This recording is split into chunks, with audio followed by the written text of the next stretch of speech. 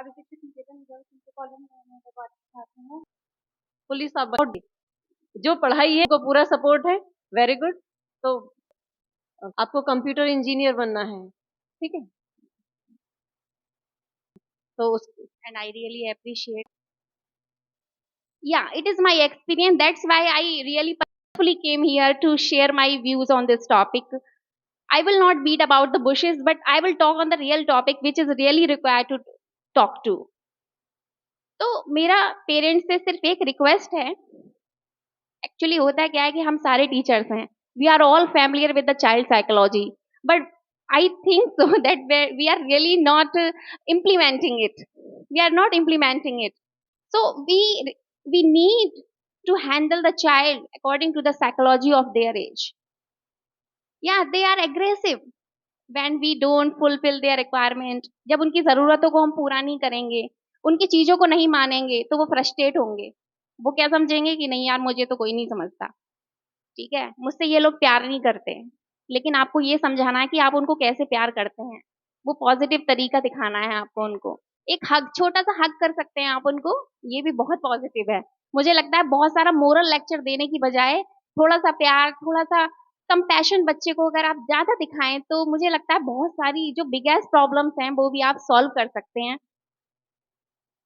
तो instead of moral lecture ये सारी चीजें बहुत वर्क कर सकती हैं, जो मैंने अपनी लाइफ में बहुत मिस की हैं। कि I want, my father is really great father, I want criticise him because parents can never be criticized because they do lot of labor, the way they bring up us, and so many things are there. And my parents also struggle a lot to bring me on the right path.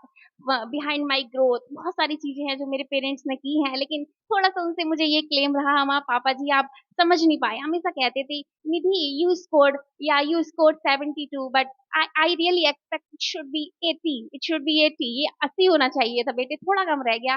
तो मुझे थोड़ा सा उस time ये feel होता था कि हाँ पापा जी आपने अप्रिशिएट नहीं किया मुझे, आपने, आपकी एक्सपेक्टेशन और ज्यादा हो गई, क्यों करते हैं आप ऐसा हमेशा। तो मुझे ये चीजें बहुत फील होती थी, और मुझे लगता है कि आज भी जैसे पीटीएम में कुछ पेरेंट्स आते हैं, तो instead of looking their wards result, they want to see the others, they want to compare it, so I always hide it.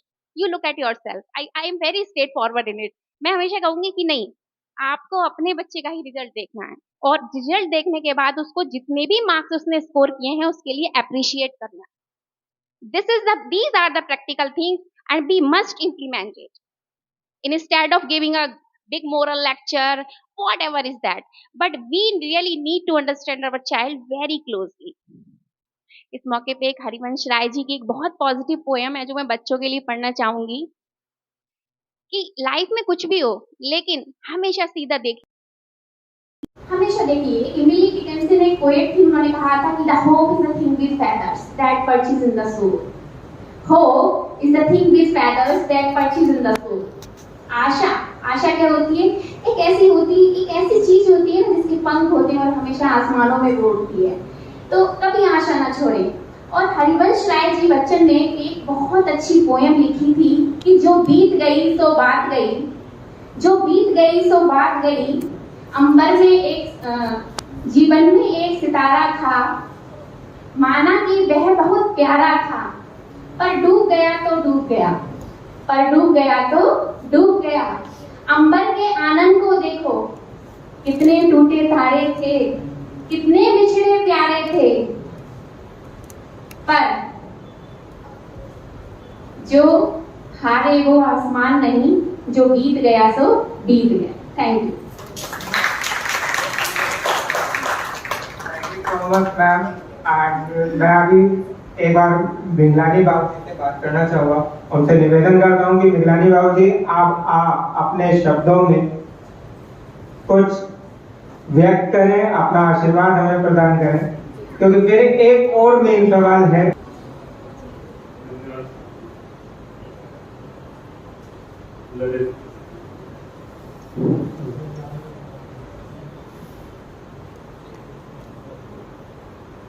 मैं एक बात कहना चाहूँगा, सर मैं सबका अभिवादन करता हूँ, स्वागत करता हूँ। आपको इतिहास आपके जीवन देना तो है कि आजकल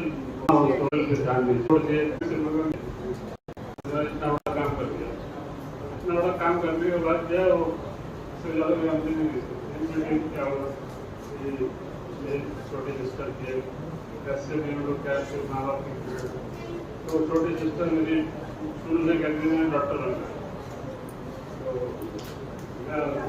मेरा करता उसके लिए, तो मैं उसको ट्यूशन कोचिंग रहने के लिए उसको जाता था, 1 घंटा बाहर बैठता था और फिजिक्स में देखती फिजिक्स पढ़ाने के लिए बाहर बैठता था, 1 घंटा में बैठता था ताकि पढ़ना मैं ले उसको सर करते हुए वो अल्टीमेट डॉक्टर और लीडिंग डॉक्टर ये भी शादी नहीं बना, but it's shut down after 4 years my sister died with the cancer. So it was very shocking again. परेशानी आ गई, फिर उसके बाद फिर छोटा भाई हुआ, अब मैं बहन भाई मेरे छोटे बच्चों में मैं उनके फादर की जगह मुझे अपना बहन नंबर भाई को मैंने अपने छोटे भाई को मिसाल हमारी पूरी फैमिली होम सिक थी, चाहे मेरे सिस्टर चाहे मदर चाहे मैं उठा, तो हम लोग जो मेरी सिस्टर ये था कि वो मेडिकल में पढ़ती थी आगरा में, जब वो यहाँ आती थी मदरबाद आके जाती तो आखिर में रोती ही जाती थी MBBS के, इसलिए हम लोग सेंटिमेंटल और होम सिक थे। उनकी उसकी डेथ के बाद छोटा भाई था उसको कहा नैनीताल में एडमिशन करता हूँ, मेरी इच्छा छोटे बहन भाई वो अच्छे कामयाब हो, तो मैंने अपने छोटे भाई को नैनीताल में एडमिशन करा लिया, होम सिक में यहाँ भी आई, तो उसको मैं एडमिशन करा के आया, और जब रात को स्टेज उसमें होटल में बड़ी स्टोरी रख दिया, लेकिन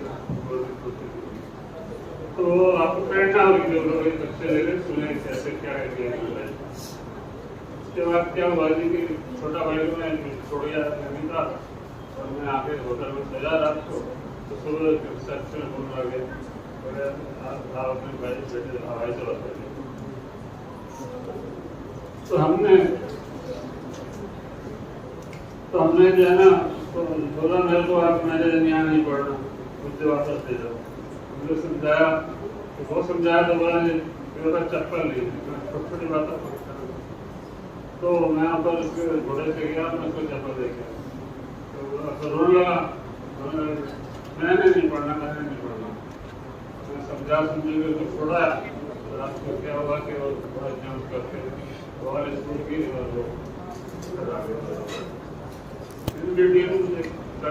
स्कूल से टेलीग्राम आया, उसमें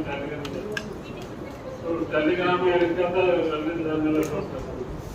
तो थोड़ा परेशान हो गए हम, शाम को रात में स्टेशन रोड में लास्ट बदलने वाला, सारी सवारियाँ उतर गई, तो सबसे लास्ट में उतरा, उसे ये उम्मीद नहीं थी हमारा सब परिवार पड़ गए, तो बड़ा सा खुलाया, लेकिन चल रहा फिर उसको समझाया कि भाई तो पढ़ ले अच्छा रहेगा, ऐसे आगे समझाता बच्चों को, तो वो समझाया, फिर मैं छोड़ गया अपनी वहाँ से भाग आया, उसकी मदद में कहा उसको मैं 4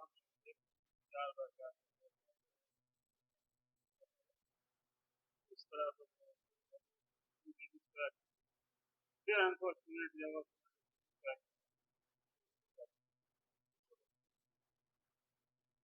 मैं पिता हो रहेगा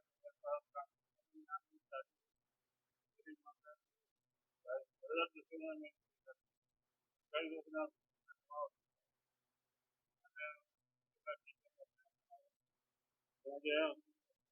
कॉन्ट्रैक्टर से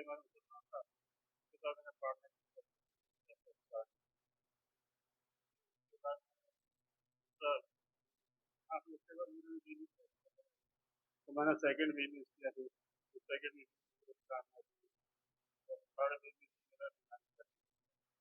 तो इस तरीके से करते करते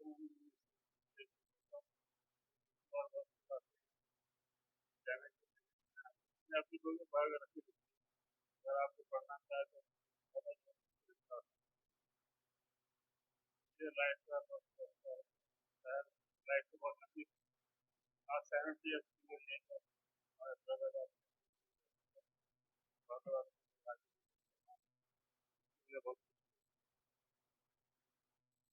धन्यवाद बाबूजी।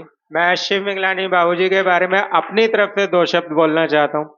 जितना मतलब 2 साल पहले, मैं बेसिकली मेरठ से बिलोंग करता हूँ और मुरादाबाद मेरे लिए एक अननोन शहर था। यहाँ पे आके मैंने अपने वर्क को स्टार्ट किया।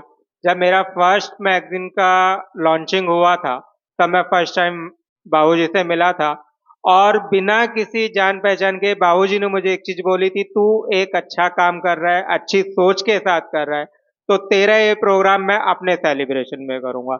जबकि आज की डेट में हम लोग जानते हैं कि मिगलानी सेलिब्रेशन को अगर किसी एक छोटे से प्रोग्राम के लिए भी बुक करना हो तो वो कहाँ तक उसकी कॉस्टिंग जाती है।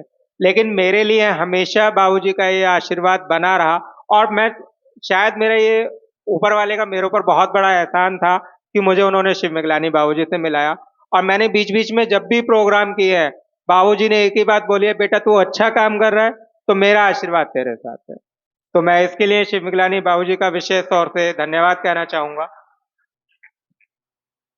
हेलो, हमारे बच्चों ने आदरणीय मिगलानी जी को बड़े ध्यानपूर्वक सुना है। उन्होंने अपनी जीवन की जो लाइफ बताई है वो केवल इस बात के लिए निर्देशित करती है कि कितनी ही कठिनाइयां भुगतने के बाद भी आज वो किस स्थिति में है, शहर की एक टॉप मोस्ट व्यक्ति है, जबकि उन्होंने एक कैंप में रह करके ये परेशानियां देखी।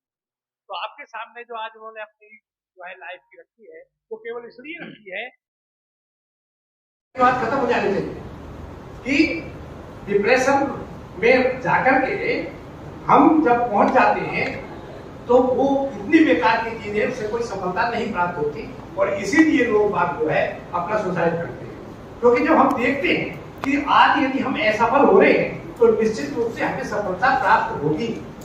यदि हम ये देखें कि हमसे नीचे भी बहुत सारे लोग हैं, जो बच्चा है वो ये देख रहा है, हम लोग एक लाइन में खड़े हुए हैं तो आगे कितने खड़े हुए हैं, लेकिन ये भी देखना चाहिए उससे पीछे भी बहुत सारे लोग हैं।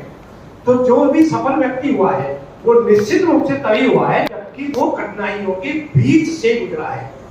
अपने जितने भी पूर्वज हैं उनके सब पे देखो, कृष्ण को देखो, राम को देखो, कितनी कठिनाइयां भुगती उन्होंने, तो सुसाइड कर लेते।